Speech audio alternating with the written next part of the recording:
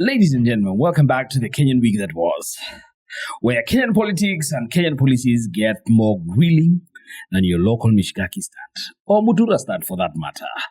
But today, we are taking a detour from the usual Nairobi drama to the land of the skyscrapers, sand, and Kenyans hustling in 50 freaking degrees. My guy, that is insane. Yes, we're talking about Qatar. And no, this isn't a government PR stunt or a special where we pretend Kazi Majuu initiative is the next best thing since M-PESA or Chapati Rolexes. We are joined by a real Kenyan diaspora community leader from Qatar, someone who has been in the trenches long before anyone in Nairobi realized that diaspora isn't just a fancy word for sending money home. Because my God, you guys must be sending a ton of money home. So, ever wondered what it's like to juggle 3 jobs or dodge a ransom, or still find time to argue about Kenyan politics on a WhatsApp group? Our guest has seen it all. The glossy promises of overseas work programs, the fine print on those labor contracts, and the reality of opportunities that sometimes look suspiciously like exploiting unemployment. Yeah. Think about that. Or in Swahili we say, tafakari ya babu. Yeah, babu. We are getting into the real stories, how Kenyans in Qatar, or any other diaspora state for that matter, build communities, keep their culture alive, and survive in a place where the biggest dilemma is where to buy sukuma, whether it's on a Filipino or an Indian supermarket. Because you know Kenyans, we do not stop wanting the taste of home. We'll talk about the highs, the lows, and those face-palm moments when a new diaspora policy drops and you wonder if anyone in the government has actually spoken to Kenyans abroad. I don't know, Mr. Guest, before I even introduce you, I don't know whether you were consulted by the government of Kenya to find out what they really required for people who are in the diaspora. Bro, nilisikia tu watu wanakuwa. Watu wanakuwa.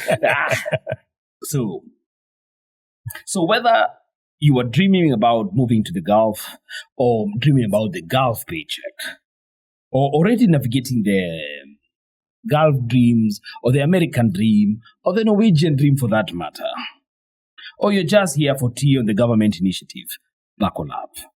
This episode is your all-access pass to the unfiltered diaspora experience, straight for someone who's been living it, and not just reading about it on a policy leaflet. Let's separate the hype from the hustle, and maybe, just maybe, we'll get a few tips on how to survive as a diaspora Kenyan. So, karibu sana Bwana John Oshea Ngurungwe. Thank you, I my brother. appreciate you taking the time to have a conversation with me, Bwana. It's long time coming. I know. You are a brother and someone who I really, really admire. And I think you have a host of wealth of knowledge on how to survive or navigate the diaspora living. So, karibu sana. Thank you so much, my brother. It's my biggest pleasure, to be able to be on this pod. And I know we come from far, just like you said. There's a lot to talk about. And as you know, every time when I catch up with you, it just starts, it's just like yesterday, It's like we've not left one another ever since. So I really appreciate and, just me being on this pod and also the point that brings me here, we could be here discussing so many things, but I appreciate that you have thought of a very key topic to get me on this pod. And I really appreciate because it's a topic that is not just a topic, but very emotional topic, and especially and it's dear to all of us, exactly. And not just to you and I, but it's also dear to many, many Kenyans, because as many Kenyans are getting out of school, most of them are aspiring to find jobs abroad. Absolutely. And so we have to find solutions. Or even if we can't find the proper solutions, we have to be able to give them opportunities and advice on how to settle in and what is required to become the people that they actually dream to be. But before we get down to the nitty-gritty of the Kenyan diaspora policy, Bwana John Oshea Ngurugwe, how's your week? Bro, kama kawaida. Kama kawaida. Yeah, you know me. Nikusema na kutenda. Mimi sitengi, nikusema na kutenda. So as always, you know, it's Wednesday. We just went over, we just down there getting to the end of the week. Yeah. We just gone over the hump. Yeah. So, and it's been a good week. And you know me. I think I'm a very open book. Yeah. Asubuhi na mapema. But no. Hold your horses, my negro. Hold your horses. Because, you're a Manchester United fan, boy. And we cannot say you had a brilliant week after the full-up show. That is the only reason I had a hesitation of coming to this show. Because I didn't want to have that discussion right now. We've done some proper buying, but we need to gel, We need to gel. That's what every other losing team says, that we need time. Oh, really? Are you Kasongo? Oh, really? You want me to get into that? No. We will stop right there. We will stop right there. I know you are so afraid of someone taking your number 2.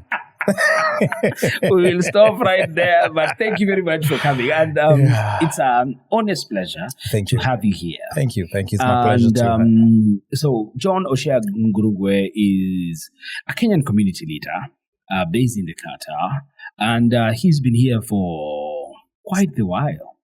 And I kid you not, his story into not just the limelight or into the de facto leadership, it has been riddled with not just great milestones, but also miracles along the way. Yeah. And I have the pleasure of having seen him and becoming friends with him and forming and gelling a proper brotherhood.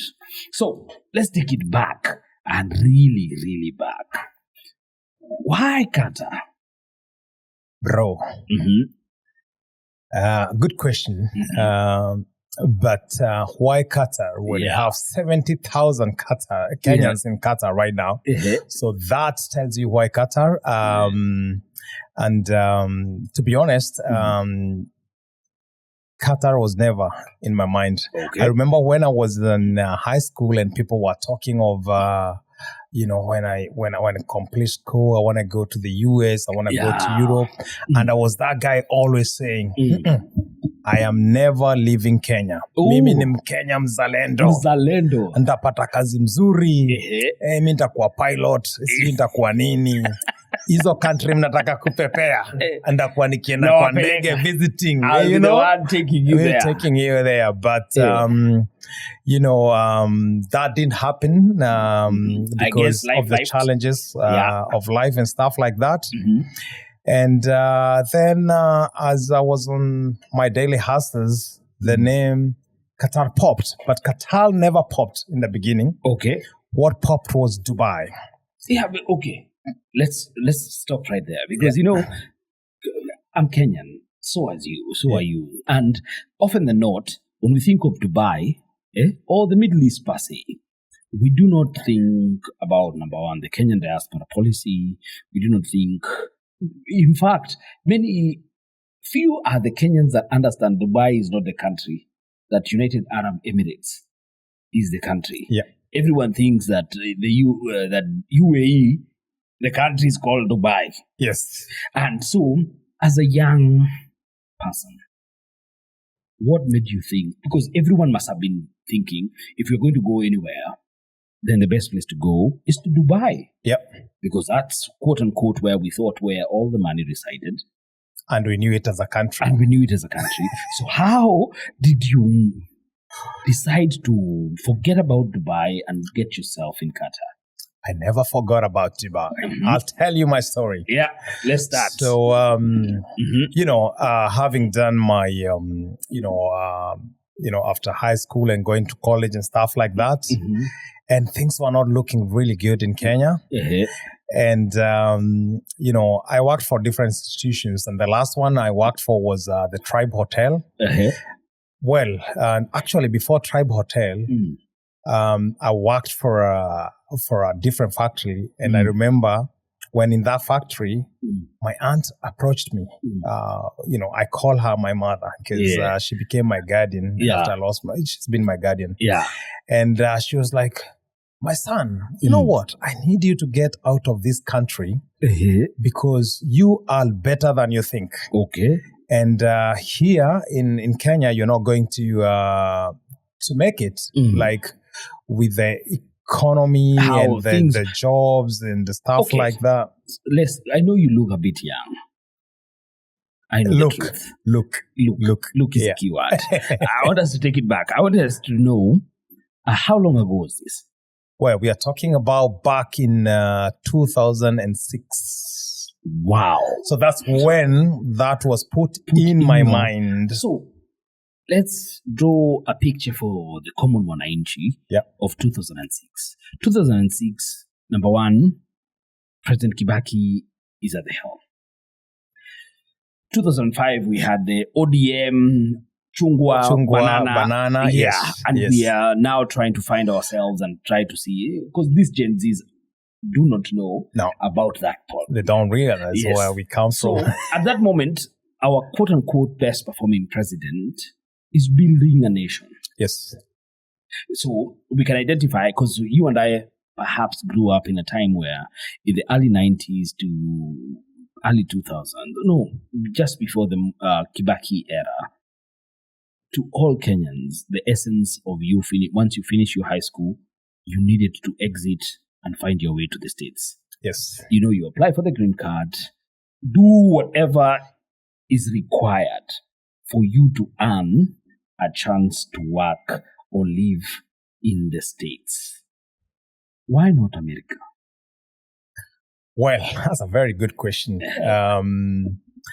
First, in fact, it wasn't America because at that point, when my first job, I was working for an American-British couple. Okay. And I was their driver. I was their chauffeur. Oh, gosh. So, Kafala styles, eh? Yes. Every time I talk about keeping time, and you know me, with time and everything, it's because I come from far. And when I was working for that couple, I remember the guy, and I've done transcripts for my book.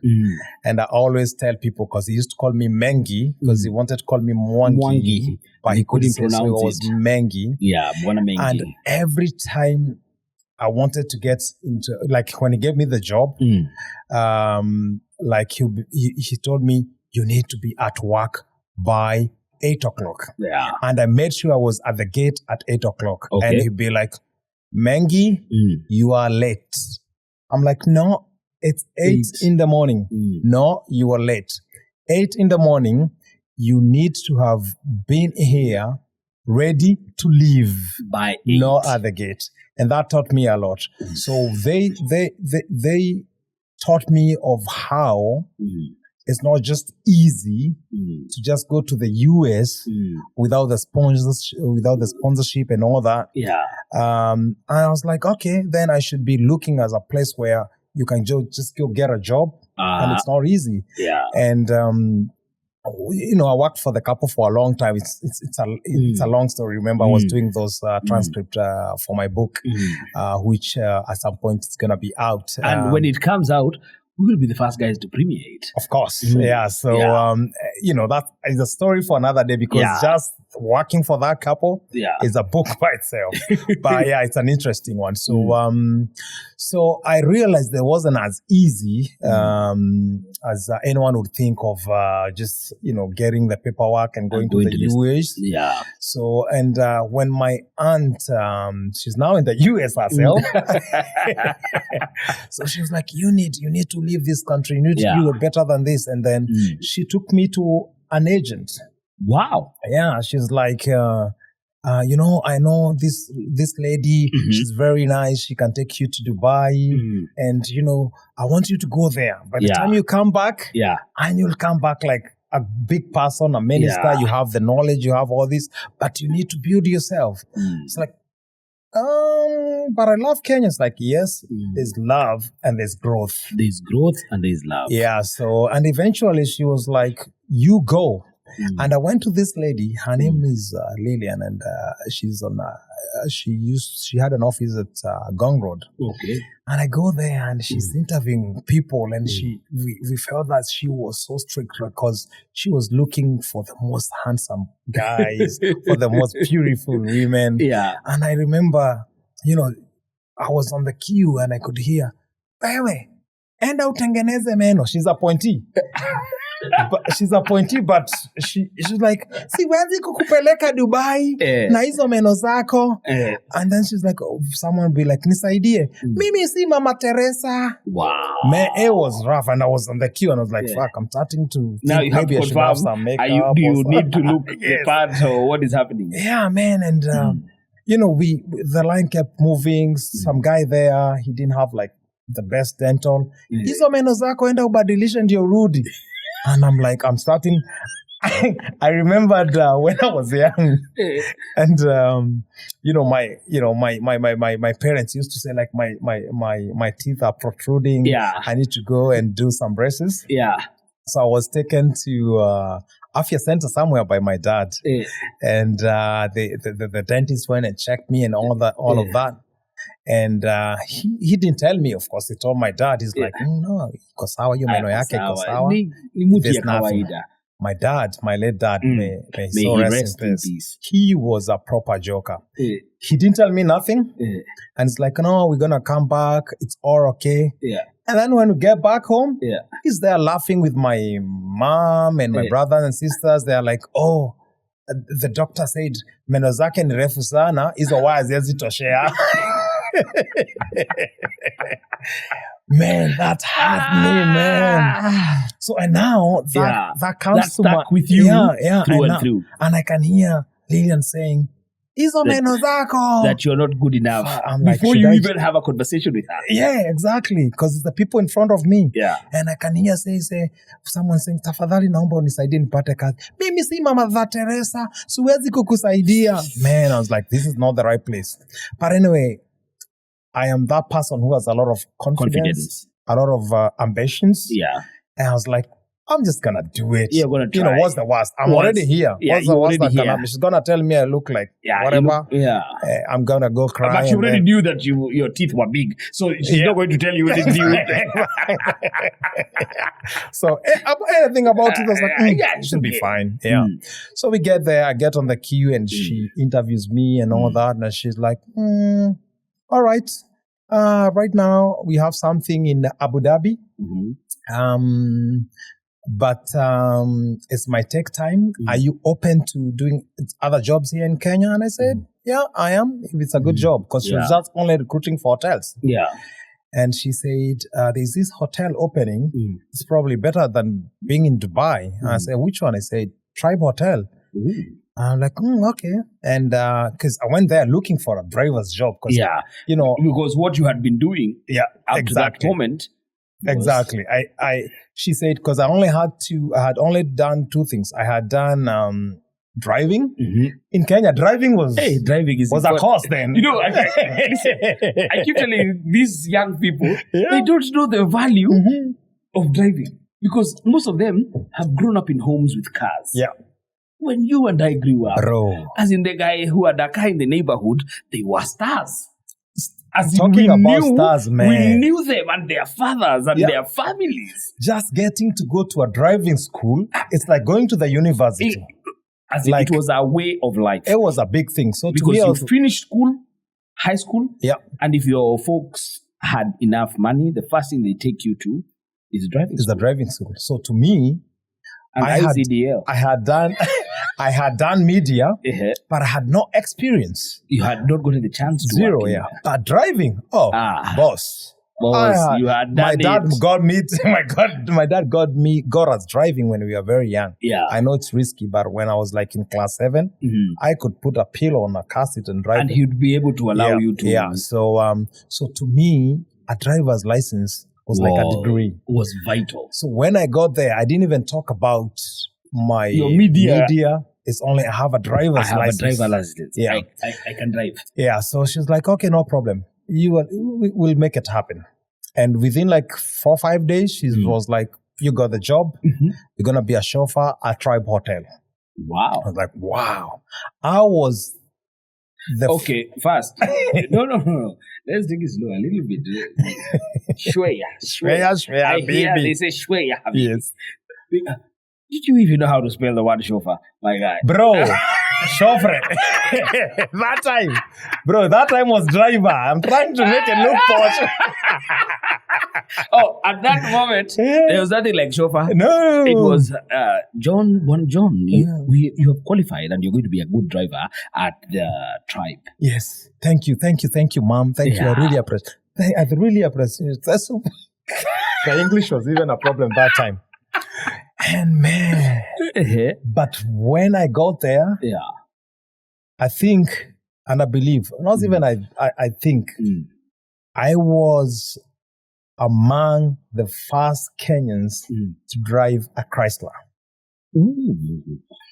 And Tribe Hotel was just opened, and those guys are posh. They don't they were the only 7-star hotel in Nairobi at that moment. Exactly. So I get there, and I'm being shown of this car, a car that you drive, and when it's about to hit something, just stops.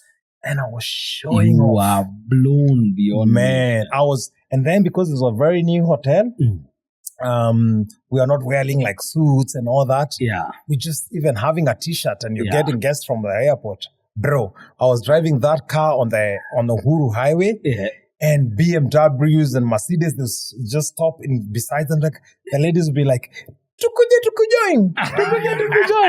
And you know what? Do you know what they believed? Yeah. Jimmy Gates. They're like, Jimmy Gates. Oh, now I see the correlation. I've always wondered what or who you look close to. Now I understand. No, I will not go down that drain. Will not go down that one. But so I'll be on the highway, and I remember one instance, and we were on the highway, and I was driving to go pick up a guest, and there's this BMW on my side, and there's just like 3 girls in it. I remember, and they roll down their windows. They're like, "Jimmy Gate," and I roll down my window and say, "Hi." And just start going, "Tiga nega iningeshikwa na muhadhara," and they're like, "It's him." And they're like, "Where are you heading to?" And I'm like, "I'm going to Carnival." Which Carnival? I'm going to the airport to pick up. And they're like, "Can we join? We are going to Langata, but can we?" And I'm like, "No problem," because the lights have opened. Yeah. Join me at Carnival, I'll be there. Bro, when I got onto that highway, I made sure that they are not going to they're going to catch up with me. They're not going to catch up with you. Because I'm going to go past that Carnival and go to the airport. So anyway, so that's how I started. And after that, my auntie or my mom didn't give up on me. She was like, "Still, I don't want you in this country. I don't want you here. I have another woman. I have another lady. She's a very good friend of mine. And she can take you to Dubai." Okay. And then when we went, I was like, "Okay, no problem. I'm going to come and go for the interview." When we went for the interview, this is the funny part. I didn't know what sort of interview this was. Okay. I was just told to go for the interview because she's speaking directly to the agent. Yeah. So I get to this interview room. And I turn around and I see a guy called Batista. Okay. I used to work with him before I worked for this Mzungu in a tea factory in Limuru. Okay. And Batista was those ambitious guy. Oh, mimi nitaenda Maju'u, mimi nitafanya. And he was an old guy. He was like probably 10 years older than me. And I see Batista. I'm like, "What are you doing here?" And Batista says, "Tunaenda Maju'u." Okay. So when we get to do the interview, and I see the interview is for a certain company. I don't know if I'm supposed to be mentioning companies. So we can't mention them because we don't know where. Yeah. But you can and they're not paying for the advertisements. Yeah, they're not paying yet. So I get here and I see the company is a security company, and we are interviewing for this security company, and that company during that period was known for being notorious as money running away, gone for seconds, If you gone know in what we're seconds. saying, you know. And I'm like, no. And with my kidogo education, And integrity. with my driver Come on, degree, you cannot do there's this. no way I can do this security job. And I said, no, I'm not interviewing. They said, no. They pushed me. I interviewed for the job eventually. Okay. And then Batista was like excited. He's like, oh, John, we have made it. We are going to Qatar. Da, da, da, da, da. And I said to Batista, I don't think I'm going to sign this contract. And you know how much they're offering? 1,000 reals. And I made that conversion. To the Kenyans. Yeah. 1,000 reals, we're talking back in the day, would be equivalent to how much? It was equivalent to 19 to 20 Kenya shillings. 20. The max you could get on the exchange is 20 Kenya shillings. So we're talking about 19,000 or 20,000 max. Maximum. And I used to get about 30,000 plus tips. Tribe? Yes. Plus tips and everything. So I'm like, why? Why would you? Why? You and I are thinking the same thing. Yeah, and then, you know, when they interview and they tell you, oh, you're going to be doing this, you're going to be getting overtime, you're going to be getting all of this. And I started getting excited. But by the end of the day, I was like, it's not my country. And I don't think I'm ready for this. But Batista, this is where Batista comes in. Yeah, now he becomes the... Batista, he talks and talks and talks like, John. Yeah. Bro, tujifunge. Tukienda huko. Huko ni Maju'u. Hata hiyo anakuambia 20,000. Utapiga kazi hapo 8, pige 2 hours hapa, pige 3 hours hapa. By the end of the day, 200 minimum. Usidanganywe na mtu. Sign your kitu. And you know he's my elder. And he's your elder. Yeah. And you've seen him through your life. Exactly. Say, wewe hujui hauna familia Maju'u. So sign hii kitu. Piga. Mimi nani? Sign. After that, Batista kaniambia, tutaonana tukienda mtaa. Question. Did you have a passport at this moment? I'm actually those people, like ambition. Those people that when they said, as soon the first time my aunt said, I'm taking you to Lillian and you're going to Dubai, I applied for a passport. Ooh. So you were prepared. I was ready. Yeah. Corruption is a very, very bad thing. Now that takes me somewhere. That reminds me, that time I was meant to go to UAE and I failed. Yeah. Do you know why I failed? No. With Lillian? Yeah. So because after she got me the tribe job, she kept pushing for me to go out of the country. Yeah. And she said there's this taxi company that is recruiting in Abu Dhabi. Okay. What do they need? Just your driver's license and has to be valid for 3 years. Okay. And that time used to renew a year because I couldn't afford that. Yeah. So I was like, okay, I'm going to look for money. The money you are thinking of is a lot of money for 3 years was like 350 for 3 years. Oh my God, yeah. No, sorry. 300, it was like... It must have been 1,500. Yeah, but they give you a discount to 1,200. Yes. Yeah. Because I remember back in those days. Yes. It used to be 500. 500 for 1 year. For 1 year. And if you renew for 3 years, they give you a discount to 1,200. Yeah. So I was like, where am I going to get 1,500? And with the people we are out there, as we are leaving the room, one guy called Nganga called me. I always remember this name. Ngash was like, John. Don't worry. I got you. I know someone. Yeah. It's like, what? Yeah. I can give you the 1,500 for the 3 years with only 500. It's like, how? It's like, yeah, we got it. And you know, that time used to be a booklet. It was a booklet. They get a slip and then they stick it to your passport. It on the back of your driving license. So Nganga says, come with me. And it takes me somewhere Upper Hill. And he pulls that booklet. And it's a huge booklet. He's like, give me the 500, take your slip.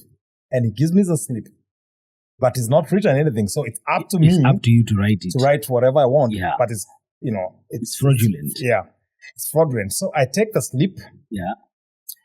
And I write the year. I I believe this was like maybe 2007, not 6. So I put at the top 2007 and below 3 years is 2009. And I'm like, boom, done. You have 3 years. 3 years. I take it to Lillian. And they make a photocopy and send it to Abu Dhabi. Yeah. And then 2 days later, I had passed the interview, the verbal interview. Yeah. But they said I failed. Yeah. Because my driver's license is not valid. Because he confirmed with the system. I'm like, no. I'm like, how is it not valid? Yeah. System were not working that time. Yeah. Well, and if they were working, then no one is keen. Yeah. This is the photocopy. It's valid. And when I went back to look, little did I know, the top says the expiry date. The bottom says the start date.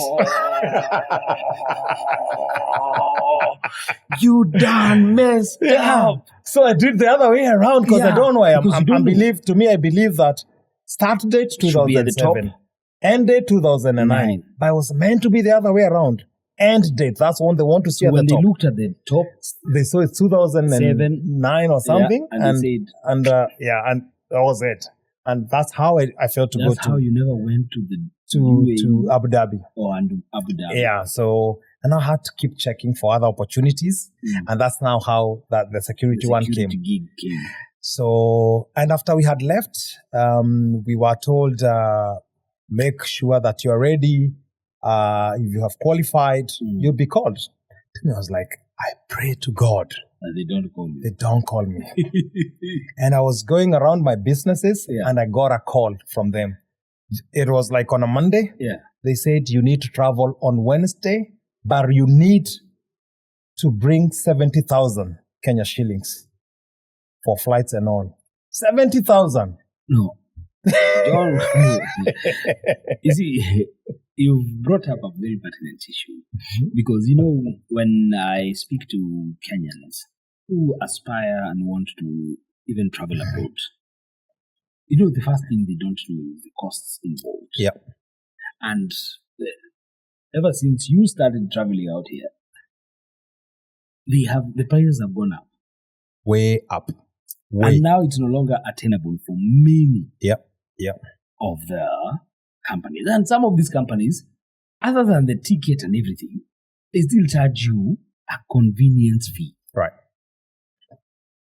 How was it when they asked you for the 70K? I was happy because I couldn't afford it.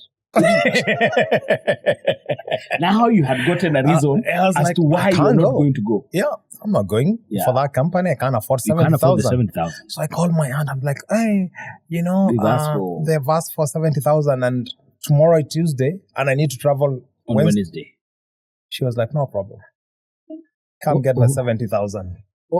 Oh my God. I was like, no way. Now she said, and this is the debt. You have to pay me back. And we're going to come back to debts and bondage. She said, this is the debt because you're going to a good job. Yeah. You repay, in time. Yeah. Yeah. I was like, now, why now? Why? You know what she did? She was winning her chama money that month. So she took all her chama money to make sure that I traveled. Give you. Yeah, so she gave me in cash 70,000. My first time getting 70,000 together one time. And you didn't feel as though you could just run into I was like, with this, I can do a lot. Start a family. I can do a lot with this. So, my Christian values. Yeah. Oh, you had Christian values. Yeah, man. Our parents brought us in a very strong Christian values. Like, okay, I could do a lot with this money, but let me take it to the intended use. So I take it to this agency, and they're like, okay, tomorrow, get prepared. On Wednesday, you're traveling. Be here. At this time, you'll be traveling. So everything done, I go home, I tell my mom, my biological mom, this is the situation. She's like, where did you get 70,000? She said, I got it from my aunt. And she said, okay, she got excited and all. And she was like, what do I need to get for you before you travel? And she was like getting me Vaseline, sijui nini, you know, like those small like you're going for boarding school. Boarding school, Yes. Kiwi, even Kiwi, exactly. So she got me stuff. And then the day came, and I remember I felt so privileged. Tulikuwa na kagari. So everyone else boarded into a bus. To go to the airport. But you were dropped. But sasa mimi, I was dropped. You were the guy. I was dropped. And then, because my aunt ni mjanja, she had traveled, she had given me $100. Akaniambia, take this with you. Yeah. So I got my $100, alafu nikapelekwa airport, nini, hawa watu wengine wanashuka KBS. Yeah. Back then there was KBS. Yeah, mimi nadropiwa. You know, our listeners, and most leave some of these people that are around us right now. Yeah, right now. You know, they do not understand what KBS and how effective Youngies. KBS and stagecoaches were. Bro. Yeah. Kila mtu, but me, we were 20 of us. Hiyo KBS. Mimi nabebwa, najisikia. You are the conqueror. Bro. Na gari ni KZY. It doesn't matter. Hiyo ni gari kubwa hiyo time wangu. So we get to the airport. Hakuna tumeambiwa this is where you go. Venye tumefika tu airport hivi, we are about to get in. The agency tells us, she tells us that by the way, mtapitia Sharjah, but for a few hours, alafu muende Qatar. Haiko anasema Qatar, alikuwa anasema Qatar. Yeah. Alafu muende Qatar. Yeah. Na usiwe na wasiwasi, huko chakula ni kama 20 bob, 10 bob, so mtakuwa sawa. Bro. Came the time, tukaingia kwa hiyo ndege. Yeah. Air Arabia, aka Mbokinya. My God, you are on Air Arabia. Tukaingia kwa hiyo ndege. Bro, nani alituambia huko hata unaweza beba chakula mpaka kuku inafanya ile akiluya ile. Yeah. Bro, tumeingia kwa ndege. They don't offer food. They don't offer nothing. Yeah. They actually, that time, they used to allow people to bring food. Hata wacha tu hiyo airport. You could carry your own food. So sisi ndege imepaa. Ile kitu the only thing you could be given is that small water, then you unwrap it. Like, it's like this kidogo. I had never seen that before. Yeah. So ndege inaenda venye imepaa, maombi, Mungu, you know, when it's, you know, those are mostly workers inside that, laborers. Oh, thank you, God. Thank you, God. You, Jesus. And others are trembling. Hallelujah. Oh, yes. You know. And I remember our flight was like 2 p.m. Kidogo. I could start smelling chicken. Huko kunanuka sijui mbuzi, sijui nini. You don't have anything. I have nothing. I'm expecting maybe it's coming. Yeah. Nothing. And this cabin crew is like, you want to buy something? I'm like, no. I don't want to touch my $100. You don't want to deal with the $100. Because I thought it's for free. And because the only flight I had taken was to Mombasa, at least to Majina Snacks, KQ. So I was expecting this a longer very flight. Same thing. Bro, we flew to Saudi, to Sharjah, nothing. In a few minutes. So we get to Sharjah. Bro, ilikuwa ni ile time watu wanatoka, big guys were coming from Saudi for the Umrah. The airport was full. Everyone is sleeping on the floor. Yeah. Alafu kuna hawa watu wa zile country. Mpaka kwa airport wako like And you are there. Bro, it was bad. Few minutes. Tumekaa, tunagoja, tunaambiwa. Okay. Wait, let me just stop you right there. Because you're in this foreign country. You're in a different airport. Yeah. With a briefing that is going to take you a short time to transit. Do you have someone to receive you on the other end? We were told we'll have someone. But told, we were not sure. But was there anyone that received you in Sharjah? No, in Sharjah, no. We didn't leave the airport. So, no, regardless, you are in Sharjah. Yeah. You don't know. This is you and many other Kenyans. Yes, 20 Kenyans. 20 other odd Kenyans. Yeah. who had not traveled before. You don't know the policies and how to navigate yourself through an airport. Yeah. So, what are you doing? As in, is there anyone who's giving you guiding you and telling you from here, this is where you go and find the next transit airline, or whether you're going to... You are on your own, bro. The agency has done its job, getting you into the flight. That is where they let go of you. Yeah. With your 70,000, that's it. And you see, that is why we want to have this conversation. Because many a times, Kenyans dream big. Yeah. And they're sold big dreams also. There's a host of many agencies out there that sell you, that will get you there. Yeah. But they don't have the knowledge or the capability to even navigate you through such things. Right. Because we're talking about 2006, 2007. And if this same thing still happens in 2025, how comes we've never learned? Yeah. Because for me, that is the biggest question. That's the biggest problem that we have. Because before we even discuss the government, the policies, the Kazi Majuu initiative, we have to look, and I'm grateful to have you here because your story is very depicting. It allows us to see behind the veil. Because if these are the challenges that you faced in 2006, and they're the same still challenges that Kenyans are facing today, what do we need to learn? What is it that we need to change so that now we actually have better returns? And we actually, because I don't think, and to juxtapose before we even get there, I don't think then having a house for what house helps are supposed to be doing, or domestic workers are supposed to be doing, is the primary initiative that the government should be doing. Yeah.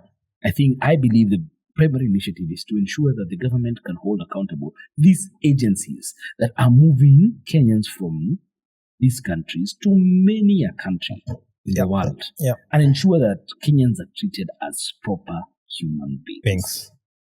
But notwithstanding, let's go back. Now you are in Sharjah. Sharjah, with all those people, and we're just there on the floor, and it's time for dinner. When we got to Sharjah, we were told your flight will be the day after tomorrow. We were told it's a few hours. No food, no nothing. All these Kenyans that I'm traveling with, they've never traveled. Yes. Nobody had a coin in their pocket. Because they spent the 70,000 to get them there. And they were told, you go direct there, someone is meeting you, you'll get food, you'll get all this. So we are here in Sharjah airport, stranded. Very cold. You know how airports are cold. Yeah. The people who are lucky were the people who looked stupid when we left Kenya. Because for me, I had some little knowledge, and this knowledge came working from this British-American couple.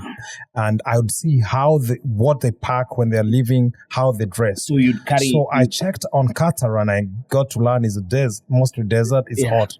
So I was... in a t-shirt and exactly. Some slacks and jeans. But there's this guy, I remember, these guys with the winter jackets.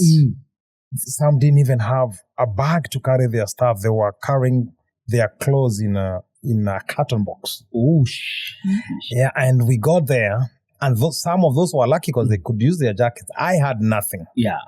So when we were there and we were waiting, the flight is the day after tomorrow. And then I was like, man, we are suffering. We are not going to die. Yeah. And I look at these guys and I said, let me just... I have $100. I have $100. I'm going to ask who needs the money. I'm going to lend them even it's $5, $10, and then we can share. Yeah. Is that better? It's better that way than me buying food and then I cannot get full because I have to share with everyone. Share with everyone. It doesn't make any sense. Yeah. So, the people who came forward and said they needed the money, we went for an exchange and I gave them some amount of money. And then there's this guy called Mr. Moshai.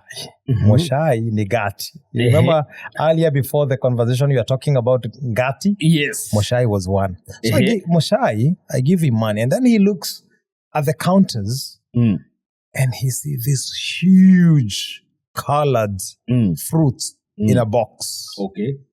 And you know the way they appeal. Yeah. And Moshe is like, this is it. That is what I want to do. This is what I want because it's going to feed all of us. Moshe says, nipatia hiyo. And he gets the box. You know what it was? Candies, sweets. Oh my God. Oh Lord. And he spent all the dollars I gave him to just get candies. Man, I'm telling you. So you're sugar high. Yeah. But hungry. And yes, exactly. So what I did, I still went and bought food, but also I bought playing cards. So you kept I kept everyone busy. Anyone has ever played card and started teaching people how to play cards? And I remember we were there sleeping on the floor, trying to sleep and everything. We could get like small food, eating Moshai sweets, which lasted us in Qatar for another 2 years. Because it was a whole huge Because you box. all bought $100 worth of candy, my guy. Yeah. What were you expecting? So, and then one day before we left, there's this, I remember, and even these guys, the 20 people that we were with, they always remember me for this, or that situation. This lady just showed up. He was like, his eye was not okay. And his foot, she was like struggling, you know. She was of a different ability. Yeah. And, Differently able. Yes. And she came to me directly. And she's like, what's your name? Where are you from? And I said, Kenya. And she said, I know Prezo or someone, one of those musicians Celebrities then. of that time. Oh, really? Yeah. I've been to his show. We do this. And after our chat, she was like, what are you doing here? She said, and I told her, she said, I am going to Dubai. But if this is your situation, I'm going to buy, you're a nice guy. And we had a good chat. I'm going to buy food for all of you. No way. Yeah, she bought lunch and dinner, and she went to the store, to the cafe, said, paid for the dinner, for the lunch and dinner for us, and then she took the next flight to Dubai. No freaking way. And guys were like, who the hell was this? But now, so that we can be able to break this down to our listeners and juxtapose it to now. What training had the agency, or what information had the agency given to you or the government through? I know now, before anyone leaves the country, the Ministry of Foreign Affairs has a pre-departure training. There's a pre-departure training that they carry out to ensure some of these things are no longer in effect. But what level of training had you guys gotten? 0. The only training we got. And where had the government, had you indulged yourselves with the government in any way for Moshe? No, we didn't know. We only knew that you need an agent to go abroad. So there was nowhere that the agent told you that the Ministry of Foreign Affairs required for you guys to, know what the hell you guys were going to go and do. No. So there was no involvement. And there was nowhere that the government recognized that you guys had left the country for a specific duty that you had wanted to go. Nothing. All I knew is my agent. So the only connection that you had was the agent. Is the agent and my aunt. Wow. So I'm just gonna make this short because we need to go to the main story. Break down. So eventually we got our flights to Qatar. We got to here. The company was really good. We got a vehicle waiting for us, was a Nissan. Okay. But as soon as we got in, the first thing we were told, don't drop your Pepsi bottles in the car. We're like, what is this? Kenya, everyone, people throw stuff. The first thing, don't drop Pepsi. Don't drop Pepsi. I'm like, what is Pepsi? We don't even drink Pepsi. I don't even know what is Pepsi. Yeah. So and he takes us to the room and all that. And we get fast. Initially I was really impressed because I thought it was a very hot country, but it was actually, this was now December of 2009. Ooh, so And the weather was nice. We got here on the 20th. They had Qatar had just celebrated their Independence Day in two days earlier. And the guys who were here earlier, they were like, "Oh, you should have been here 2 days ago. It was There all was so pomp and much. color, Yeah. da, da, da. But we overworked. We worked for 12 hours. For me, I was like, man, I don't care. You know, I'm here and I'm here to work. So we stayed in, so that night we stayed there. The following day they came and gave us 300 reals each, which was a good thing. That's a brilliant thing. Which they're gonna reclaim from the 1,000. Oh my God. And they said, if you need something, and then they took us to this villa. It was a nice looking villa, but we had to share. And then after 2 days, they came and gave us uniform. And they said, you have been selected to go for training because Qatar Foundation needs like proper security guards. So the Kenyans obviously selected because with their English and their stature and all that. So we went a whole week of training. And this training used to be every evening from 7 p.m. to like midnight. Wow. And you'll be coming out of the accommodation at 6. And it's at dark and you're like, where are you? What is happening? Yeah, because December here, 4 p.m. is at night. And I have never witnessed this. So, and we mostly be dozing in the class. But for the Kenyans, because it's a mixture, not just Kenyans, it's everyone. Kenyans who've been taken in. And that day that I learned that I don't even have to listen to anything, I can sleep for the whole session, is when our trainer asked a question on day 2. And he was from Morocco. And he asked the question, he said, do you understand?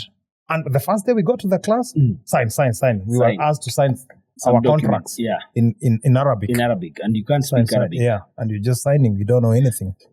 Wait a minute. I want us to break it down because you've just arrived in a foreign country. You're of Kenyan descent.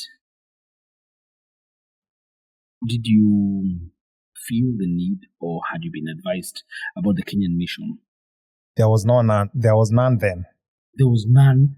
There was no Kenyan mission at that moment. The only one that was there, it's Dubai or Abu Dhabi. I can't remember. So, in the case that any of you had an issue, how had you been told on how you could raise your issues to the Kenyan mission abroad? We were not told anything. To me, I knew the only person I could call if I was in trouble was my aunt. She was my everything. Yeah. So anyway, so with nothing, and we didn't have a mission here. Yeah. So going back to the question, so when I knew we are too smart, I don't even need to listen to anything he's teaching us. So he asked a question. He's like, he was so fascinated. He said, "When I cut your hand, what comes out? Water, blood, or Pepsi?" You. And the pali says, "Pepsi." I'm like, man. Come on, man. Who am I within this class? Yeah, who are these people? And at this point, I was like, I am too smart for this class. If someone thinks that when you cut their hand, it's Pepsi that comes out, bro. Then I should be the professor. I should be even teaching the teacher. Yeah, you should be. And at that point, we were like dozing off every time in the class because I'm not used to being up at this late, and now it's someone teaching you at midnight. Yeah. So, but anyway, we completed the whole week, and they said you are going for an interview in Qatar Foundation. So I don't even know, but the guys who were here before. They used to tell us because we are sharing accommodation with them. Oh, Qatar Foundation is very nice. It's the place to go. Those guys that are not in these villas are already in Qatar Foundation. So we are like, okay. They said, if you get Qatar Foundation, you'll get 1,000 plus 300 allowance. Qatar Foundation gives more. So everyone was like fighting. Everyone wanted to get the gig. So we went for the training, for the interview, and we passed for the Qatar Foundation. Okay. And after that, they give you locations. You're going to be here, you're going to be there, you're going to be there. My first assignment, I was taken to a villa that has ladies from Comoros who are sponsored by Her Highness here to come and school here. And I just had to be there, when the driver takes them out. Yeah. I opened the gate and da-da-da-da. So my job was actually easy because it was in a villa. I could, as soon as they leave, I could just sit the whole day until the car comes back and honks and they're back. And I remember their supervisor was from Sudan. She was amazing. And I stayed there. And then, after 3 months, there was a lot of politics. There were not too many Kenyans when I got here. It was in total, 500. So, and there was politics. Why is this Kenyan here? Yeah. Why? Because there's food. Those people, there's a buffet that is provided every day. For and these other kids nationalities who've been here before, they want the food. They want that location where you can get your breakfast, your lunch and dinner. And so I used to go back into my room with food for my people because I'm already full. But then we got moved from the posh villas to villas that were close to Qatar Foundation. And that's everything happened. You got the 300 allowance. Yeah. But now you have to share a villa with 20 people. Thank God. Now you've brought us here. Because you see, there's a lot that goes into being a Kenyan diaspora worker that the government doesn't highlight. Right. Not just the cost of living, but the quality of life for the quote-unquote en masse diaspora worker that is Kenyan. Yeah. Because when they're coming out here not to do quote-unquote pseudo-professional jobs. They're coming to do unskilled duties. Yeah. And God bless their souls because they've done a brilliant job. But no one tells them they're going to be huddled into rooms with 20 other people. No. No one tells them that there's no medical covered. And for them to get medical, they have to do this run around and get the specific card and their specific areas. Or no one tells them that you can't, it's not like Nairobi, where you can live anywhere and everywhere you want. Yes. Because you are an unmarried or you are married but you're a bachelor in this country, there are restrictions to how you move and how you live. Yes. Question. What is it that you'd have wanted to know at that moment before you left Kenya to the Middle East? I wished, all I wished at that time, we had what some of the agencies are doing now, the legal agencies and the government, the pre-departure training. I would have wanted someone to sit me in a room and tell me, this is the country you're going to, this is their religion, this is their culture, this is where your mission is, there is one. If you don't have one, this is the number of the other mission that you can reach out to. You can be able to reach out to them. This is where if there's community leaders here, these are their contracts. If there is, there's different religion or something like that, this is where you can go to the church or, to their mosque everywhere, all those kind of things. I would have wanted to know, these are your working hours. This is your basic salary. Yeah. These are your rights. These are your rights. These are your protections. Exactly. All that I would have wanted, not just signing on a contract. Not just signing a document. You have a job. You have been hired and you have a job. Yes. So brilliant. Yeah. And so that we can be able to make this even make more sense. Because we want to juxtapose it to the current policies and initiatives like the Kazi Majuu initiative that I don't think I am a fan of. Let's start by me pre-casing it. I don't think I am a fan of Kazi Majuu because I don't think the government of the day is working hard enough to create jobs locally for them to send jobs away. And secondly, I don't think the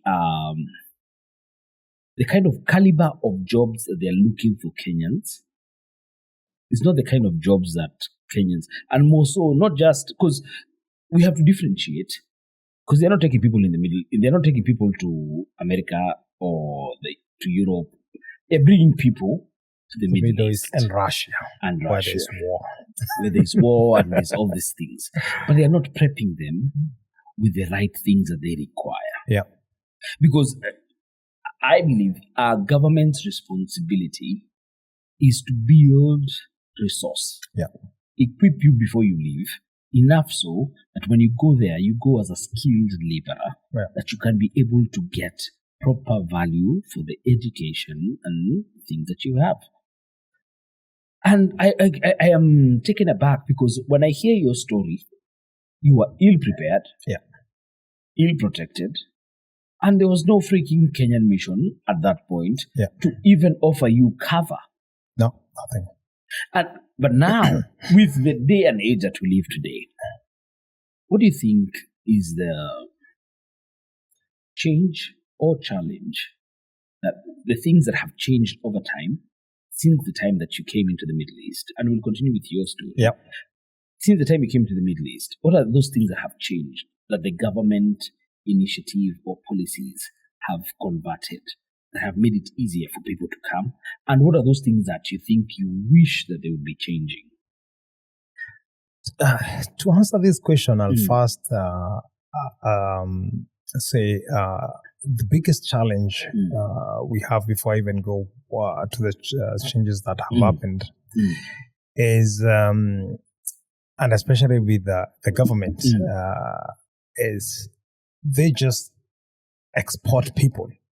They're just getting away from problems.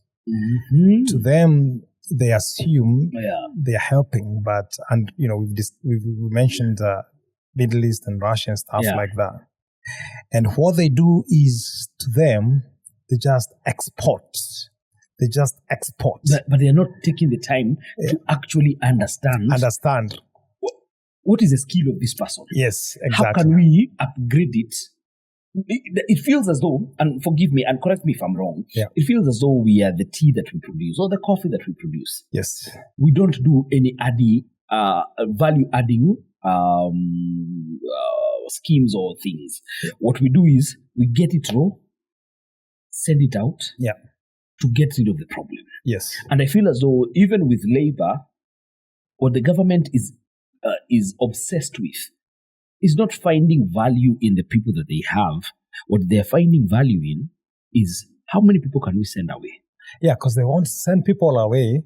They just want to export labor. They want to get numbers. And I remember I was speaking with you guys and I was saying they just export people. They don't even export dignity. And it's very wrong. And I think in a proper government, it's not about the person you export, it's the dignity that they come back with. Send them with dignity and see what the dignity come with. But now they're just exporting people. When they go back home, they are going crying. And when they are going crying, to start with, they leave those countries with a briefcase filled of hope, but pockets full of debts. And they have, you asked about what has changed between then and now. Yeah. It's how much you pay to come. I paid 70,000. Yeah. People are paying 250,000 plus to just come for 1,300 riyals. That's the biggest change. My God. It's worrying. You see, because as I was doing my research about the episode, because I know you're a Kenyan community leader in the Middle East, I have this question. Do you feel the Kenyan embassies and or consulates in the Middle East, for instance, provide adequate support, especially in times of crisis, contract disputes, or medical emergencies? That's a good question. Yeah. And I am so privileged to work very closely with the embassy. The Kenyan mission in Qatar.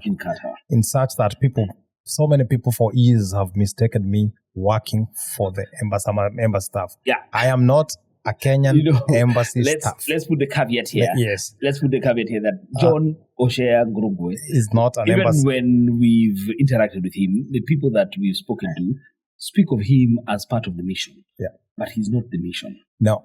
He is just a Kenyan who has found time to volunteer and give his time to ensure that Kenyans are finding proper, somewhat solution and solace Yes. So do you think the Kenyan embassies in the Gulf, because you have connections now, are they doing enough?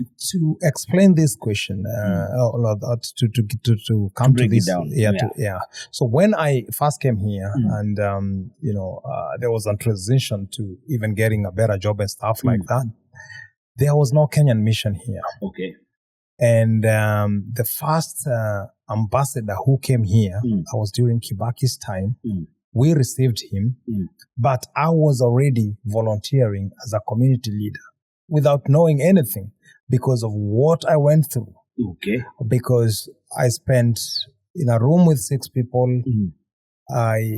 We fought because the AC that side is low, this side is high. Some people put newspapers to just govern, to just make sure that control and control AC. Some people, like my friend Moshai, was doing an account of his vegetables every day. How many onions? Did he leave? Did anyone take my onions? And then he puts them under the bed. I remember someone used to call Nigeria because we are sharing the refrigerator. He would say, "Oh, someone ate my food yesterday. Tomorrow I'll put Omo in my food. Oh God! So that if someone eats, watashinda huku na diarrhea." So when my life changed, and maybe in the story we'll talk about how my life changed. I was like, I have come from deep down where I never thought or expected I could have been. And I thought, I had these 19 other people that I came with. They are still in the same situation. We were all together. My situation has changed. And I was like, John, if your situation has changed, you have to bring up a couple more people. You have to rise with others. So, and I was like, I'm the boat that's going to rise with others. So I still kept going back to them, talking to them and stuff like that. And that's how, and from Kenya, even when I was back in Kenya, I love to do community work. Now, let me stop you right there. Because we have to be able to, no one had appointed you community leader. All right? No one elected you. Yes. So it was you. I volunteered myself. Volunteered yourself. Yes. So then that tells me that you also received a lot of challenges from the Kenyans themselves. Yes. That is number one. And when the mission came, they didn't need to listen to you. How did you get them to understand the value that you had within the Kenyan community in the Middle East? So when the mission came, the first time we received them and all that, and the ambassador then was an amazing gentleman, and he's now in Indonesia. And when he came in, we were like, when I met him, I told him, this is the situation. This is where I am. Actually, when he came here, I was still a security guard, but I was trying to still do things.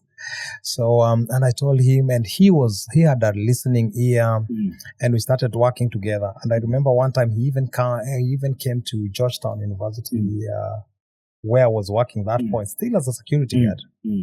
And everyone was speaking to him and telling him, please, we have tried to transfer John to come and work for us, but the system does not allow. We'll come to that Kafala system. So they're saying he has to spend 5 years in his company, so if we need to transfer him. So and they were like, please help him get out of this.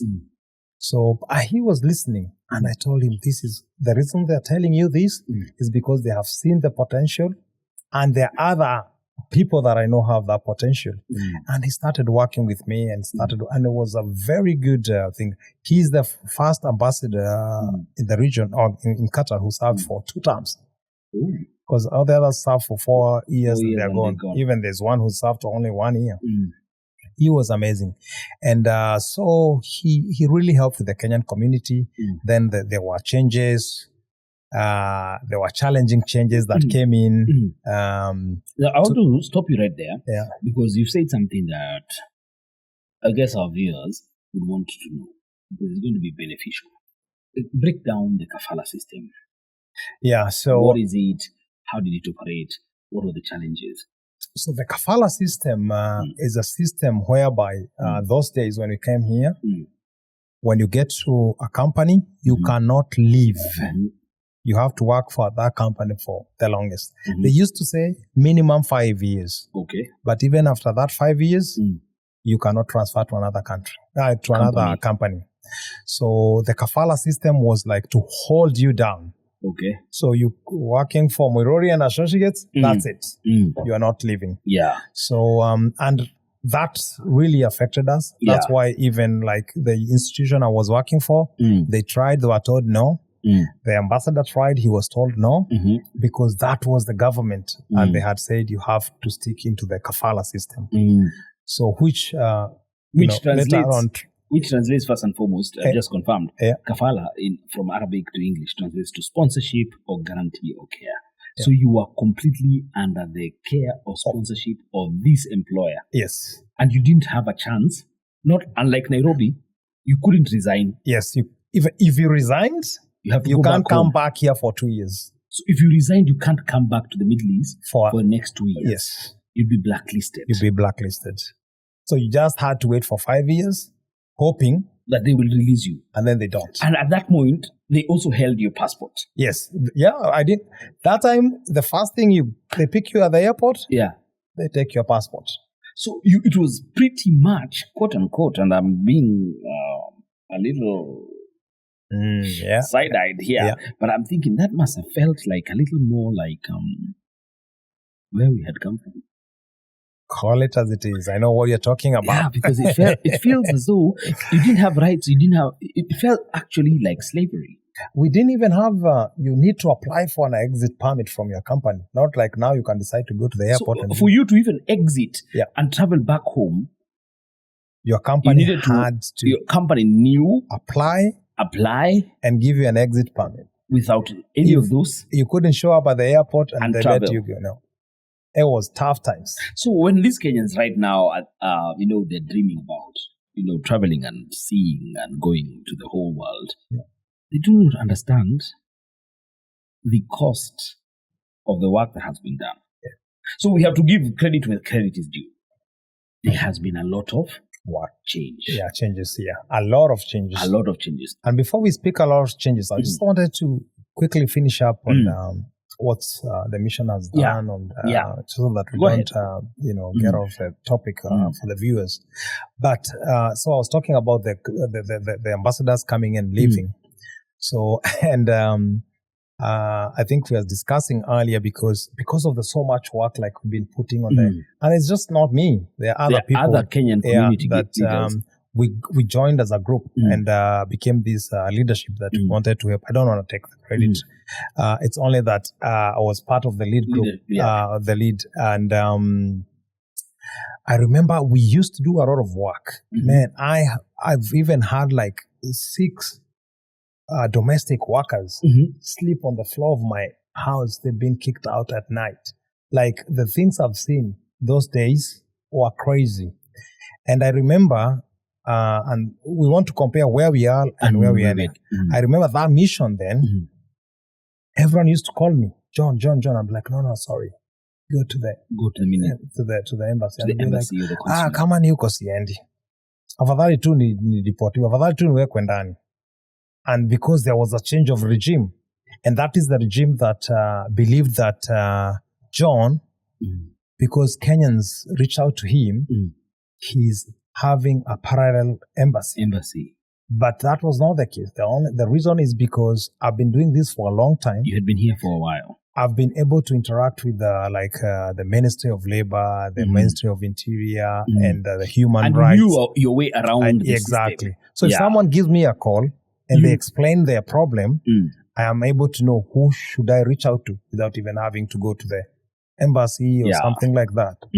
So, and that cost a ruffled feathers.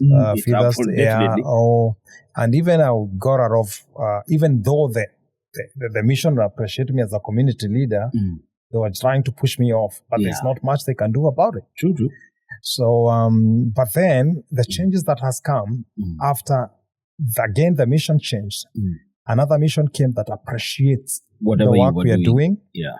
And because we did, even like during COVID, we did a lot. We repatriated like so many Kenyans. Remember that time? Yep. There were no aircrafts. There was a lot of work done to make sure that Kenyans go back. So and now I really appreciate that right now.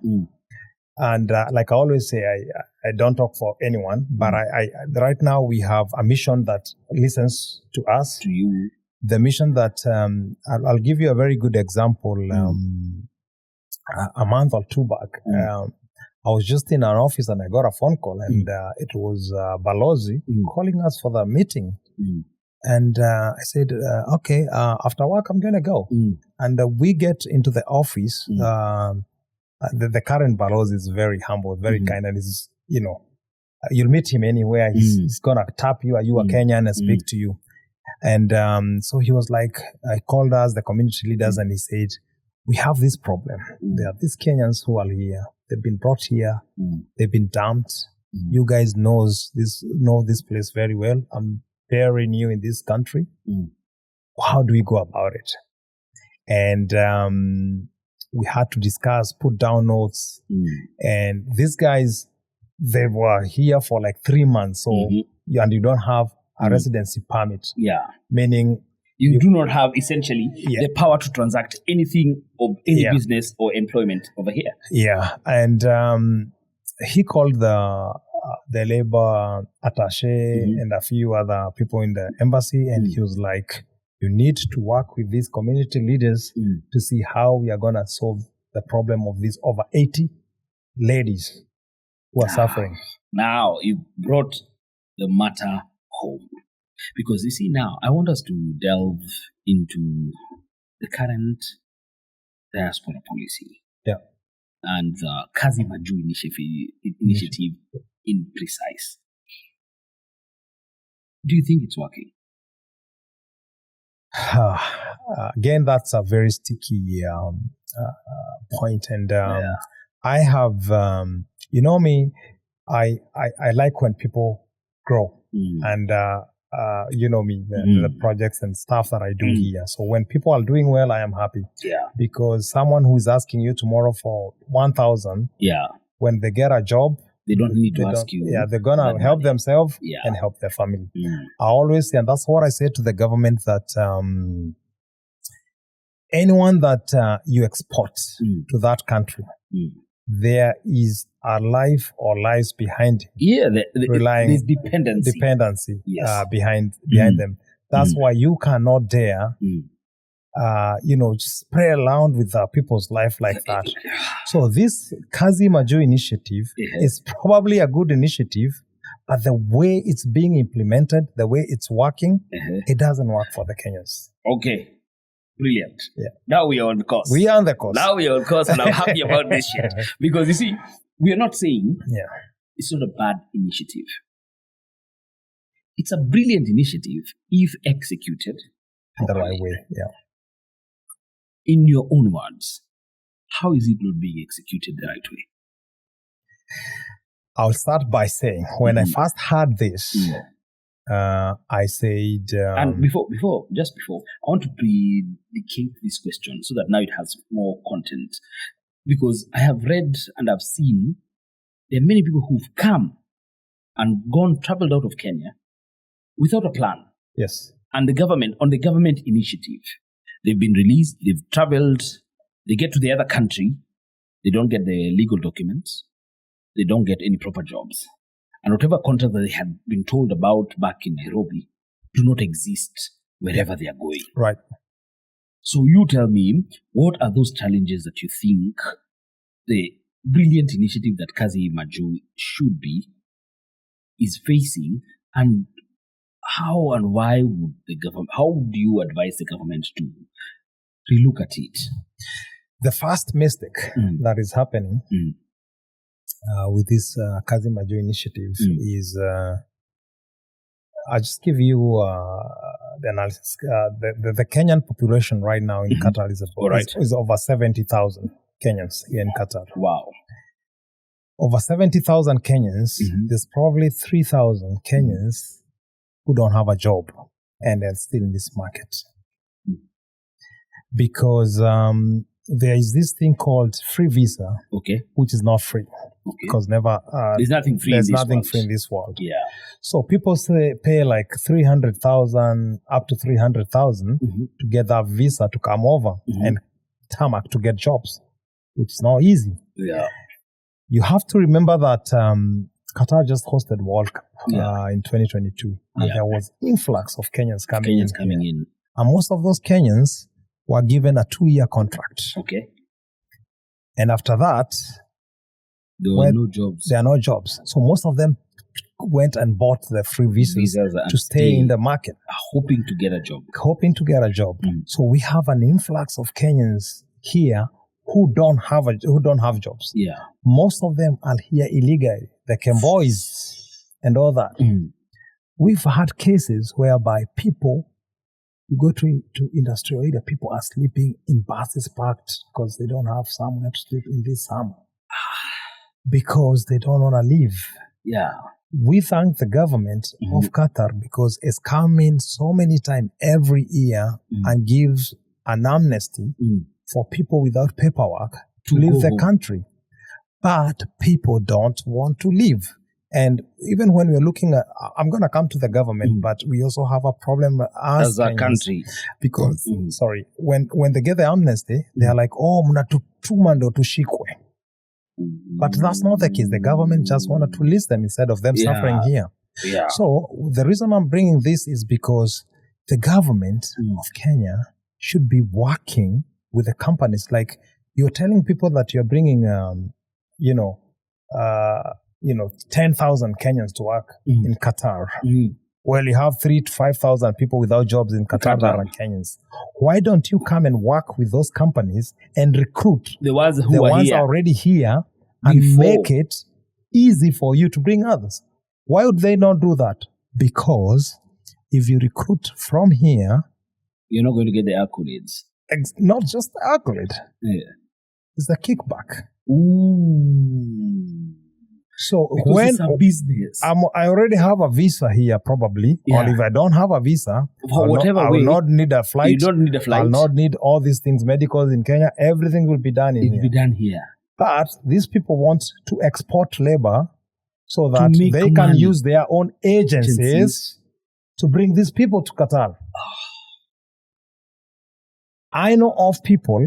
And even I spoke this to the PS diaspora when she was here. Yeah. And I said, we have rogue agencies working with the government. So you go, how does the government tell you that it's a free job? Yeah. And then they tell you, you have to pay 55,000 to go. Exactly. I don't get How does that make sense? They tell you, if you can't raise the 55,000, we will loan you. We'll loan you. And you will pay free us. Job. And then you pay us. And then you're sending 10,000 people. How much money is this government making? Or these individuals who have these agencies are getting? How many? And because they are clothed in the aspect of government, we can't be able to differentiate whether it is government, whether it's rogue agents, but because they speak and act for the Kenyan government, who are we not to assume that the government is not entangled in the charade of selling Kenyans abroad? Yes. I like 5-6 years back, I spoke to member of parliament of Rimuru who was the Labour chairman in the parliament committee. And I had a couple sittings with him and I spoke to him about what's happening here. And when we went to raise these issues and follow up with the agencies, we found like about 15 agencies owned by the members of parliament. There, ladies and gentlemen, lies our problem, because we cannot oversight ourselves. Yeah. And so long as it's the same thing that I have a problem with when the government is its own procurement, it is own betting agency, it is own labor agency. Yeah. Then who protects the common mwananchi? Because, you know, it's shiny and easy to say we are coming up with Kazi Majuu and exporting, we're creating, we have they're called SAPs and BLAs, bilateral legal agreements with all these countries to bring in these workers. but they don't know what the problem is in those countries as is. You know why? Because the government, the way they reason is ethical recruitment is a charity. They think they're giving you, they're helping you, is a charity. All they need to realize, that is the bare minimum to dignity. That's the bare minimum to dignity. Because you see, as you put it, we're not talking about, to the government, we are numbers. Yeah. But it's not just numbers, my guy. These are lives. Yeah, these are lives. And not just singular lives. These are lives that have dependents that have put all their trust and hope in getting this money for this one chap to go out there to make this money and pull us out of poverty. Yeah. And when the government dwindles and plays with this person's life, they've destroyed a whole society. Yeah. So now that you've spoken about the PS of diaspora and foreign affairs and all these things, that you've had the opportunity to meet her, and I know that she had traveled down to Doha. Yeah. I want us to discuss that little bit, because one of the things that I feel is a problem with our government is they're out of touch with what is happening in the society. Right. And the idea, they generate brilliant ideas. The execution is horrible. Yeah. When you had your conversation with her, did you speak of these things to her and highlight the plight of the Kenyan diaspora worker? Yes, we had a really candid conversation with Madam PS, who seems to be, she has boots on the ground, and she's, and I remember when we organized meetings with her, we made sure to organize different meetings. Okay. Professionals, maybe people who are in the middle, and people who are down here. All right. And people had the opportunity to shoot their questions. And we told them, don't fear to ask any question. And questions were asked. And she promised a lot of things. And 2 weeks ago, I actually shot an email to her, which following up on the things that were discussed. The things that you had discussed and promised. And I was actually discussing with my other community leaders the other day. I was like, one of the things that we discussed was actually done, because I remember I was going to Kenya after she left, and one of the things that was discussed at a high level was the state of our arrivals airports. It was horrible. And one of the things that she brought in was, you guys, you need to start bringing tourists in Kenya, and we're going to speak to the tourism ministry so that they have a way of compensating you if you bring tourists in Kenya. And someone shot up and said, why do you bring in tourists in Kenya if they have to go through the state of affairs of our current arrivals? Tent arrivals. That doesn't tell us about Kenya. Yeah. And, even people were talking, and they were like, we are ready to be part of that, infrastructure bond whereby Kenyans in diaspora, we're going to contribute to, doing such kind of things like airports and stuff like that, instead of giving it to the Adanis and all that. And the peoples of this world. So, and a month later, I went to Kenya, and I was with, it's funny because we went for a golf trip with my friends who are from various countries. And one of the things I told them at the airport, before we were at the lounge at Hamad International Airport, and I said, my friends, I know you guys have traveled, but before we board onto this aircraft, I want to let you know, whatever you're going to Kenya is a beautiful country. It has amazing people. The food is good. One disclaimer and one warning I'm giving you, where you arrive it's a big stay. Please, I'm telling you in advance, expect delays. Yeah. It doesn't look good. It has no AC. It has no all this. My goodness. When we landed that day, we came through a new arrivals. Ah. I was like, wow. You must have gone through the Kenya Airways arrival. And yes, and they were like, oh, is this what you're talking about? And I was like, yeah. That's what I was talking about, a pigsty. That's our pigsty. And they got We've got excited. They're class. like, no, this is even better than what I can do. And I was like, oh God, thank you so much. Well, I've asked other people after that, and I've had, like they opened at new terminal. I don't know, it's permanent or something. But at least that is one thing that we spoke about. And that was one about tourism, and we told her things we need done and other things we discussed. The good thing, she's very responsive. All right. Very, very brilliant. We think she's called, what is her name? P.S. Njogu. Njogu. Yes. We thank P.S. Njogu for being understanding and listening. I want now to skew our conversation slightly differently. And I want to ask this question. Do you believe that... Just finish. Just, when in Kenya, you say the surname, people might confuse. Yeah. It's Madam Roslyn Njogu. Madam Roslyn Njogu. Yes. Asante sana. Yes. Now, so do you believe that if Kenya or the government of today invested more in the skills training at home, back in Kenya, with industries and all these things, would that be more beneficial than exporting Kenyans? Well, that's one way of looking at it, because by the end of the day, or the reason why this labor is being exported is because we don't have a platform in Kenya. Okay. If we had better platforms, if we had better empowerment, not what they're doing what now. they're doing now, giving people whatever 2,000 pickies and then they leave without them. If it was proper empowerment, create a platform. Create a platform where people can do business. Create a platform where people can get employment. Where your skills actually matter. Your skills actually, exactly. Because we have Kenyans here.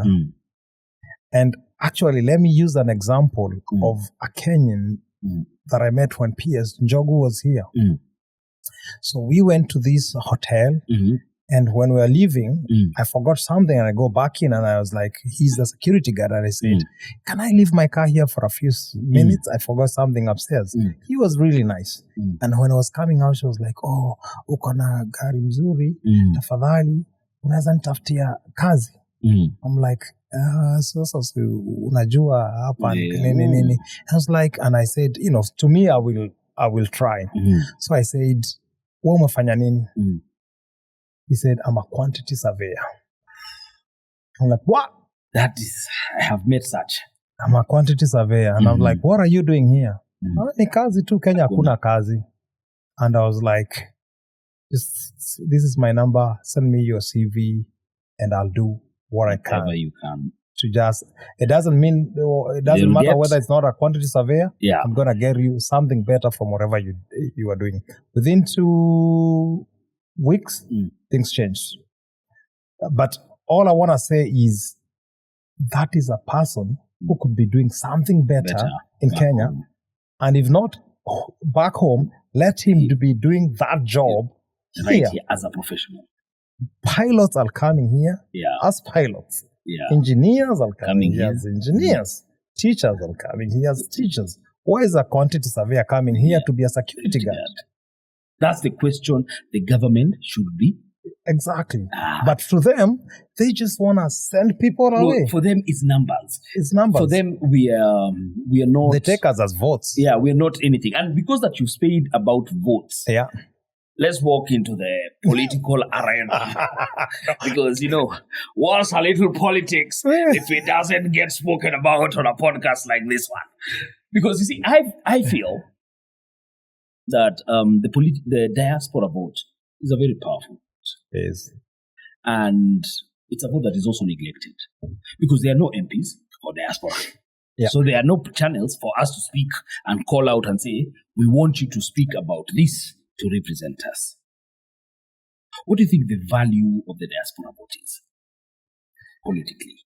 There's a very, when we were very lucky as Qatar because the past elections, we had the honor or the privilege to vote for the presidency, not for the other. And Qatar was the second biggest diaspora vote after Sudan. Okay. And we did a lot of work recruiting people. IEBC came here, and day and night we are taking them around. So nyinyi ndio mliletea Kasongo. Sasa nani amesema watu walichagua Kasongo wa doa? No, I'm just I know. On a lighter note. Yeah. On a lighter note. But we were doing a lot of work though. We were doing the best for the country. We were doing the best for the country by making sure that people have the right to vote.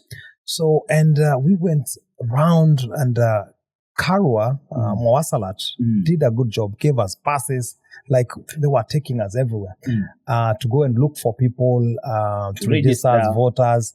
And even during the election day, they gave free buses for any Kenyans to go and vote. That is how much the Qatar diaspora has been valued by the Qatari government. Exactly. And you know why this value comes in? Yeah. Is because, and I always tell people, even my football team that I manage, I tell my guys, when we bring investors here, if you can, invest with them, because unlike other countries, Qatar, you always have your one leg out. I always tell people I have my bags half-packed. Because I'm not going to get citizenship, permanent citizenship here. Nope. But if I was in Europe, in the US, I'm like, I don't care. You're no longer a Kenyan, quote unquote, per se. And that's why you realize most of the remittances are done within Middle East. They come from the Middle East because they are investing directly to Kenya. Unlike people in the US who get their citizenship and they call that their home. So why should they be voting for someone who is not going to affect their lives? They are not going exactly. So, but with people here in the Middle East, and see, Qatar came after Dubai and all other, but is leading. Dubai, nothing. It is so refreshing that you actually put it that way, because we rarely think about what the government is doing, because the government doesn't realize that when it sends its citizens to the Middle East, it's still their citizens. And those are the people who they should invest heavily in the guy going to the States. Because this guy has to still come back. Exactly. And needs the systems back in Nairobi or in Murang'a or in Kajiado or wherever. And they don't even have a timeline. Not like it's going to come. To work. Yeah, it's not like people who come, you can get a contract of 5 years here, but then tomorrow you're back home. You're back home. So they really need to take care of these people, and because they are the one making that money back there. Yeah. And I always tell, they look at exports as imports as cars and cash crops and this. Remittances are the exports that are invisible. Yeah. And that's all the expatriates, especially in the GCC, do. They just get money. If you go to most of the exchanges, end month here, Kenyan lined up M-PESA. If you go to those exchanges, even those Indians, Filipinos, they speak Swahili. Because they've learned the value of the M-PESA. Yeah, because M-PESA, everyone goes there, M-PESA. Now, do you know, before you... before I cut it short... 2023, the diaspora hit a record 4.19 billion remittances in Kenya. Imagine. Not even KRA is doing that. No, not even tourism and all combined these sectors. They don't do that much money. And those are the people that they don't care about. I could have used a different word, but those are the people they continuously abuse. Exactly. And so the diaspora is a huge part. So their vote should count. Any day. Do you believe they should have a form of representation, even if it's a nominated member of parliament? That's what actually thought was coming. When this government came into power, they even have like the diaspora ministry and stuff like that. So many diasporas from the US, the UK, all of that, they came together. We are part of a group of diaspora, whereby community leaders will discuss about diaspora issues. People were even lined up and even presented the proposal for this representations. Yeah. Whether it's MPs or whichever level. at whatever level. Yeah. And these people will be representatives for the country, for the diaspora they are in, because they are in touch with the people and there. They understand how their diaspora systems work. How many years now? Almost 3 years. Now nothing. That does not give you any confidence. No, not even giving me confidence. Yeah. It does not give them anything. Yeah. It's just more money people want. Like, they are like, oh, if we have an MP in Doha representing Doha, oh, that's more money that the government needs to pay them. But for them, all they are looking is gaining, not losing. Now, I want you to look at the camera. Yeah. And I want you to talk to a Kenyan before, because we are now almost going to a close. Yeah, we've been here and I don't want to keep it too long. Yeah. So I have just a few more questions, but I want you to look at the camera and I want you to talk to the Kenyans who are out there who desire to come. What would you tell them? What preparation would you tell them to, how would you tell them to prepare, how to think through this decision, what to expect, what is important, how to protect themselves, all those things? What would you tell them in a nutshell? This is a question that I get all the time. And I before I answer the question, I always say that when you speak to the people out there in Kenya and tell them, no, don't. No, don't. The first thing they are like, horses attracted to Saidike. They're attracted to Saidike and you're attracted to Kuja. But I always say that listen to the people on the ground. Mimi hata sikujui. When I'm telling you not, mimi hata sikujui. Yeah. But all I try to tell people, information is power. True. You have to have information of the country you are going to. And like I always say, whatever I'm speaking on this pod, if I go to another pod, I'll give another story that I did not give here that has affected my life through this journey. And, people ask, you are a community leader, you do community work and stuff like that, workers' rights. What is it that you have that, can. So, and one of the things that I did through the Anglican Church here and through a friend of mine in the UK, they came up with an app and I came up with the content. And the app, I'm sure you've seen me. It's called the Just Good Work app. And this app... And I'll put it here. I'll put the description on the link of the... so that you can also connect. So this Just Good Work app, it's a platform that tells you, and it's an interactive app that tells you. So if you download it, it's going to ask you, are you Kenyan? Yes. Do you intend to go to Qatar? Yes. Before you go to Qatar, this is what you need to know. For example, I'm not saying that people should not pay for the recruitment fee. All I'm saying is the exorbitant fee that people pay. For example, if I'm offering a job, I always tell people, if you have to pay for a job before your first salary, that's the current day bondage. That is slavery. That's slavery. 100%. Yeah, because why am I paying 250,000 for a job I don't even have, and it's gonna go and pay me 1,000? How am I gonna pay? Stop it. Even if it pays you 2,000, 3,000 riyal, it will never be worth it. Exactly. Because you are going to be bonded and you're going to be enslaved by this person who is back in Nairobi earning top dollar. Exactly. And like I said earlier, I have no issues with people paying reasonable fee, because when you need a job, you need to do your medical, you pay your medical. Yeah. In fact, if they want to ask for a visa, you can pay for a visa. But even if they want to ask you for the flights, they can ask you for the flight. But what flight costs you 300,000 to come to Doha one way? So, those are the... So with that app, it gives you the information of, before you leave to Kenya, this is what you need to know about Kenya, the agencies, the vetted agencies. You need to register yourself with the Ministry of Labor and all this. And then it also goes ahead to tell you when you get to Qatar. These are your rights. You are supposed to be working for 8 hours. If you work past that, you are paid for overtime. This is how the overtime rate should be calculated. These are the off days that you are entitled. When you're in Kenya, this is where the Kenyan mission in Qatar is.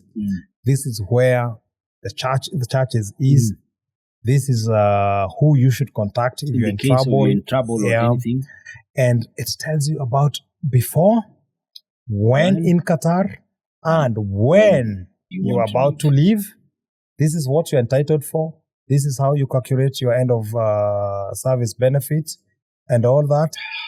And good job, my guy. Yeah. So, and after that, it tells you when you get back to Kenya, there is that what they call, because most diasporas lose their way when they get back to Kenya. You might even be having the money, but you don't know how to survive there. So it also guides you how to survive. And how to survive. And we launched this app in Kenya, in 2019, and it's spread from Kenya to Uganda to Europe.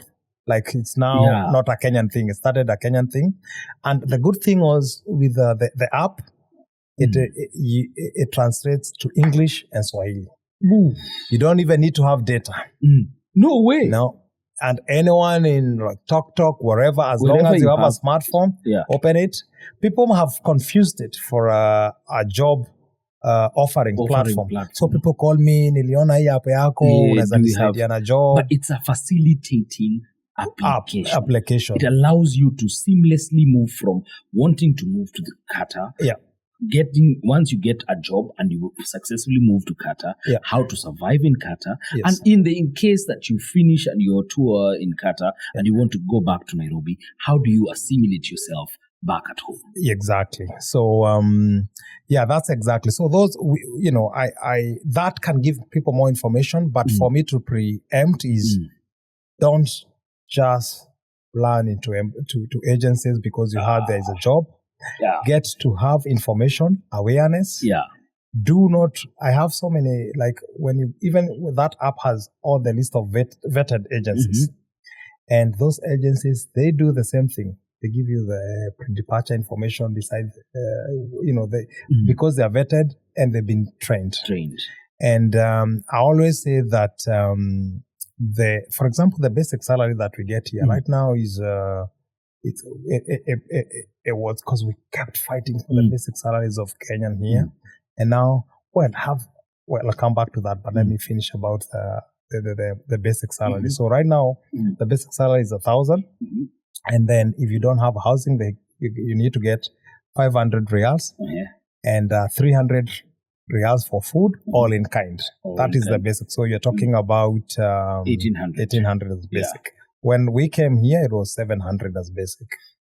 So, and I always say, that minimum that you're getting in Qatar, I want it to be a floor for Kenyans that you can stand on and not a ceiling that you fall through.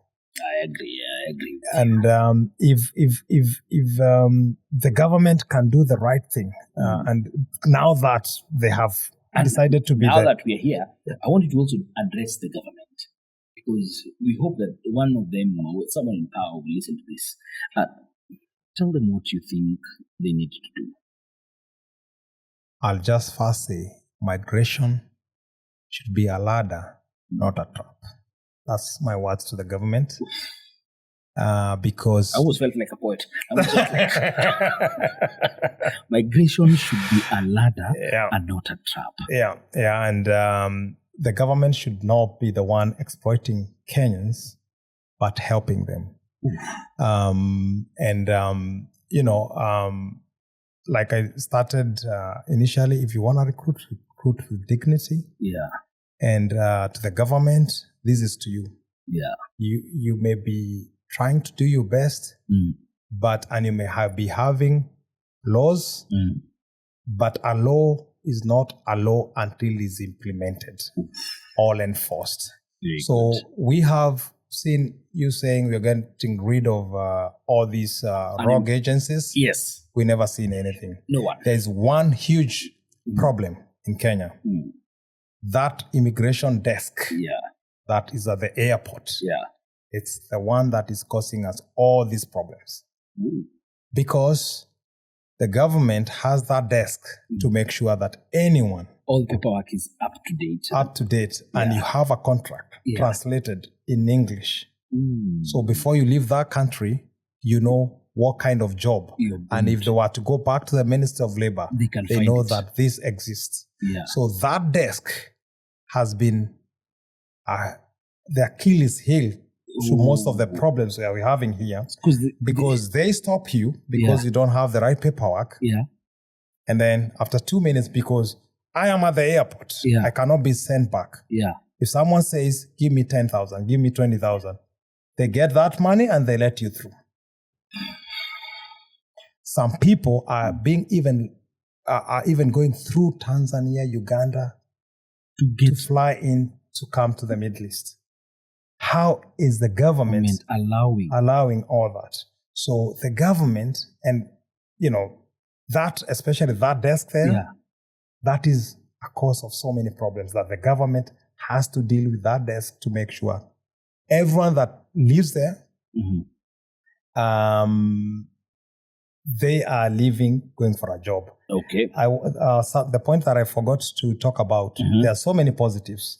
All there are positives with the Qatar government. There's been so many reforms that have happened over the years. Like the Kafala system is gone. You can change your job even after 6 months or even after 2 months. There are so many positives there. The Minister of Labor, they have what we call WPS, is the Workers Protection System, to ensure that every person is paid through the bank. So that they can get to know if you're not paying your people. So the Qatar government and the Minister of Labor has done so much to make sure that they're closing these loopholes. But our government, our agencies are not helping us enough. So I wish that the government can take this seriously. And again, you cannot be the recruiter and the judge of the recruiter. That's a big You cannot be both issue. the judge and the prosecutor in any case. So you are recruiting, and people are coming here and being stranded here because you have people who are recruited by the government And they're stranded and they're here stranded. And now I'm supposed to go and speak to the same government and tell them we have issues here that they already created. It can't work like that. So there's a lot of work to be done by the government. And also as diaspora leaders, one thing I can say is our job is not just to send workers. Our work is to protect them. And we ask that the Kenyans in Qatar, for example, let's form this community. We already now have an umbrella which is called Kenyans in Qatar. Kenyans in Qatar, which was launched by the PS. You need to protect ourselves. We need to be a brother's keeper. When the voice is out, it's easy to deal with issues. But there are so many groupings. There's this group, there's this group, there's this group. The essence is we need to find a voice, a singular voice, to protect each Kenyan, wherever they are, whether in the Middle East, whether in Europe, whether in Russia or in the States. We need to find a common goal and a common voice. And thank you very much, Bwana John Ngurungwe. Thank you. It's been amazing. And I know, because this is a conversation that we'll continue to have. And I don't want for you to finish all your points now. Because we'll be back again. Then you say you'll not come back again. But I am completely appreciative. And to leave us, I want to say Kenyans abroad are not just ATMs. They are citizens. They are voters. Their parents raising children who still wave the Kenyan flag or the Kenyan band. And even if they've never stepped foot at JKI, and yet the state seems to remember them only when it needs foreign exchange or campaign donations, we need to really take care of them. So the question for the Nairobi or Kenyan is this simple. If diaspora remittances can hold up an entire economy, why can't the government hold up its end of the bargain? Better consular services, real protections, proper job deals that just don't end in broken contracts or confiscated passports, because that's not luxury. That's basic dignity, like you said it. Yeah. But until then, the irony is this: the people who left Kenya to find opportunities are now the ones keeping Kenya alive. And that, dear listeners, is the ultimate outsourcing. It's been me, DY, hosting my very good friend, John Oshag Murogwe. And it's been the Kenyan week that was. And we remind you to stay loud, stay focused, and please tell your relatives not to be too much in a hurry to travel out of Kenya without a plan. Thank you very much, and have yourselves a lovely evening, day, or night, wherever you guys are. Thank you so much, sir. Thank you. Asante sana, Really sir. appreciate. Asante sana. And let me say this. Yeah, go ahead. It's very important. Yeah, Every shilling yeah, that we remit to Kenya, yeah. it's a vote of confidence to our country. To our country. Thank you, sir. Asante sana. Asante, nimefurahi sana. Thank you very much. Kueni salama. Enjoy yourselves. And please, usipige sherehe sana. Remember those people who are out there. Asanteni sana, and have yourselves a lovely evening or day, wherever you are.